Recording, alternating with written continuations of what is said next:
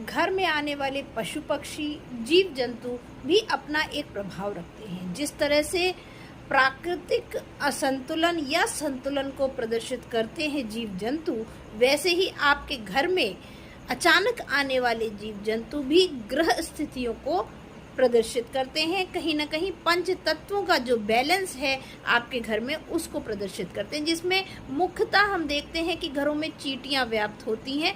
ये चींटियां सामान्य तौर पर अगर निकलती हैं तो कोई बात नहीं, पर अगर कहीं अधिकांश कुछ समय काल में अधिक मात्रा में चींटियां अगर आपको आपके घर में दिख रही हैं तो निश्चित तौर पर ग्रह से संबंधित कोई पीड़ा आने वाली है। कभी ये शुभ संकेत लेकर आती हैं, कभी ये ग्रह की पीड़ा भी आपको दर्शाती हैं। जिस तरह से लाल चींटियां अगर निकलती हैं तो निश्चित तौर पर आर्थिक पक्ष को लेकर कोई निर्णय लेना पड़ सकता है, आर्थिक पक्ष में बदलाव देखने को मिलता है।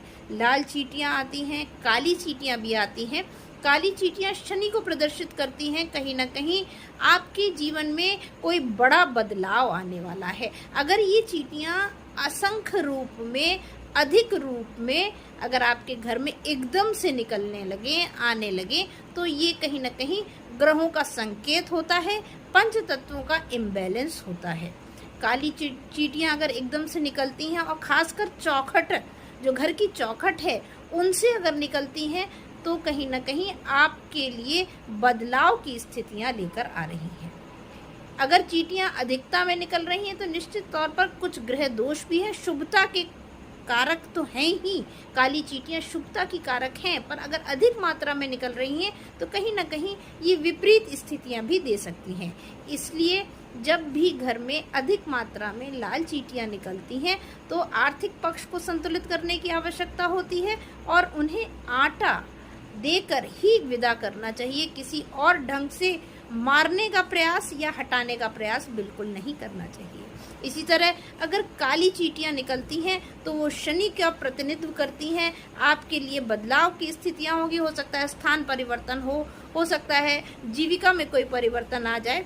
इसके लिए भी आपको उनको एकदम से नहीं हटाना है, हाँ, उनको आटा डालकर ही हटाना है, कोई खाद्य सामग्री डालकर ही हटाना है। साथ ही शनि से संबंधित लोगों को निश्चित तौर पर उस समय काल में अपने सहकर्मियों को, अपने अधीनस्थ लोगों को प्रसन्न रखने की आवश्यकता है, उनकी मदद करने की आवश्यकता है।